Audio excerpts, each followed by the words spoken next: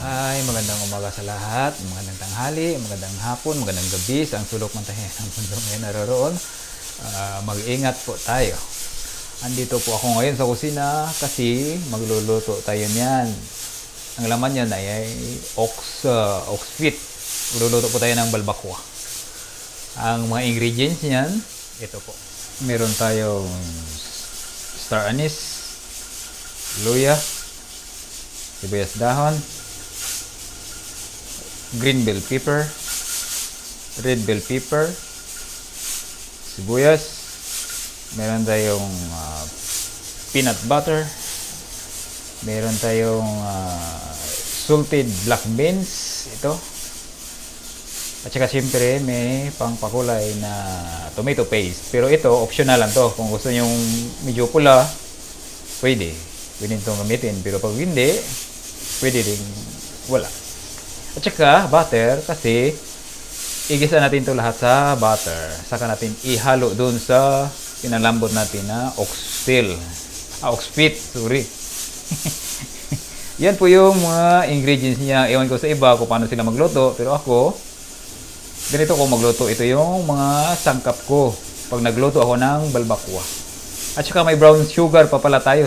Brown sugar na mga 2 kutsara. Depende sa inyo kung depende sa panglasa nyo kung anong gusto nyo panglasa. Pero para sa akin, 2 kutsara pwede na. Yan, brown sugar. Ang wala dito. Pero ito yung main ingredients niya sa balbakwa. Ayan, dahil sa malambot na buto, pwede na siguro to. Ayan. Yung iba natanggal na sa buto. Ayan, wala nang laman to, buto. Malambot na to siya. Ayan. Pwede na yan. Ayan. So, doon natin gawin ay igisa po natin yung yung mga sangkap niya. Igisa natin. Pero patuloy po natin itong pakuluan. Ayan, since malambot na itong pinalambot nating ox, tawag nito? Oxtail? Ox feet. Maggisa na tayo ng mga sangkap niya. Ayan, nagme-melt na tayo ng butter dito sa fan. Simple lang to. Ito yung niluluto ko lagi dito. Ayan, i-melt muna natin yung butter. Ganyan lang. Hinaan muna natin kunti ng apoy kasi baka uusok. Ayan, pag nami-melt na yan, ilagay na natin yung sibuyas. Ayan. Wala tong bawang kasi yung bawang nilagay ko na dun sa nilagay ko na sa sinama ko na sa pagpalambot ng ox feet. Ayan, ganyan lang.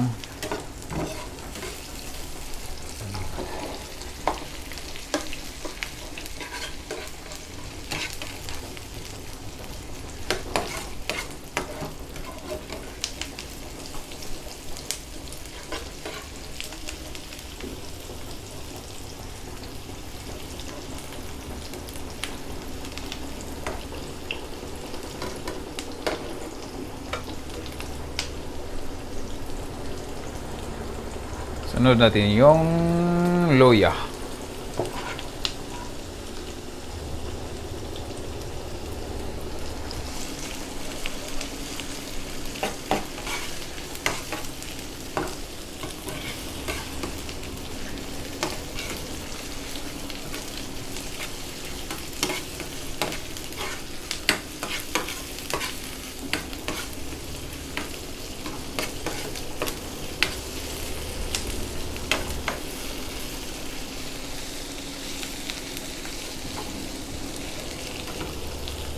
Tapos, isunod natin yung green bell pepper at saka red bell pepper.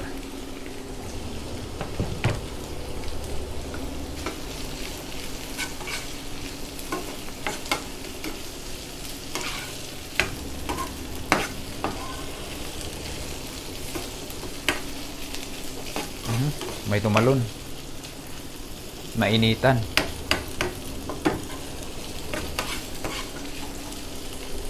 Tapos yan, ilagay na lang natin to para aamoy lalo. Ano yan, star anise.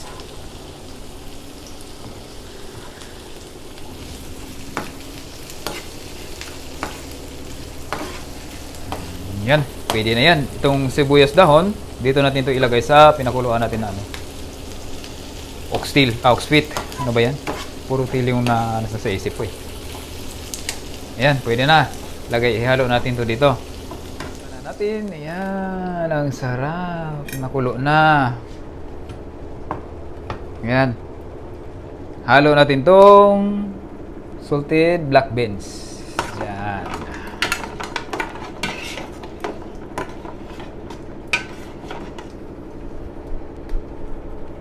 Tapos, itong mga sangkap. Yan, halo na yan lahat. Halo yan lahat dyan.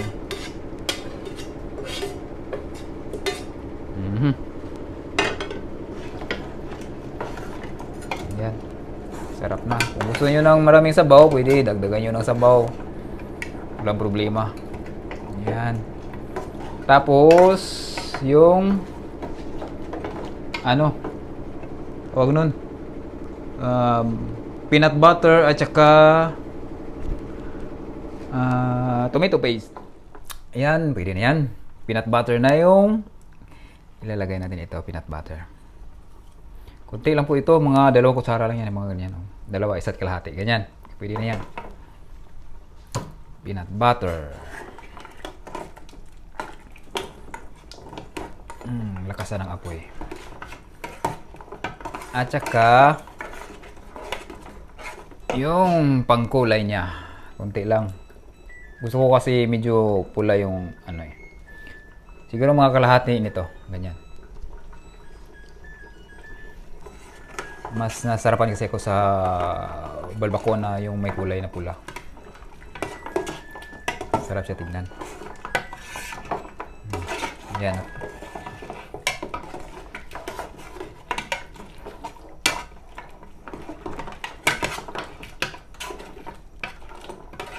Yan. Kulang pa ata to. Pwede na yan. Tapos, maglagay tayo ng kunting brown sugar. Pang ano lang yan, balance sa timpla. Tikman nga natin.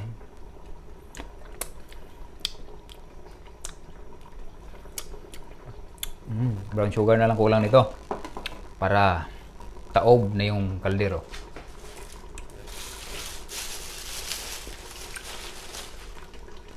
Ito po yung brown sugar natin. Yan. Pasensya na po. Kasi nagmamadali. Hindi na ilagay sa lagayan yung brown sugar.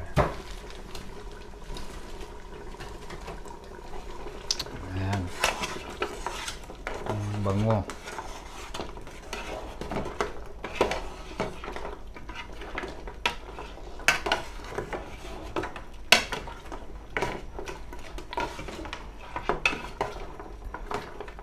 Haluin lang ng haluin.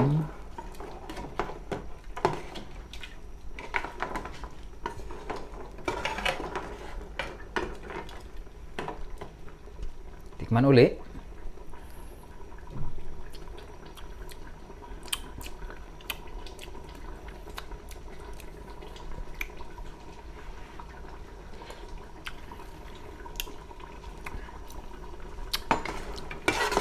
Medyo kulang pa. Yan.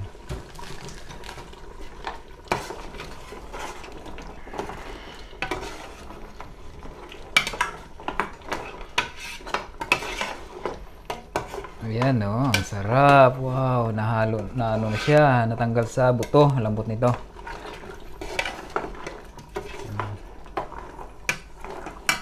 Sarap to. Ayan. Pwede na yan. Saka natin lagyan ng dahon sibuyas.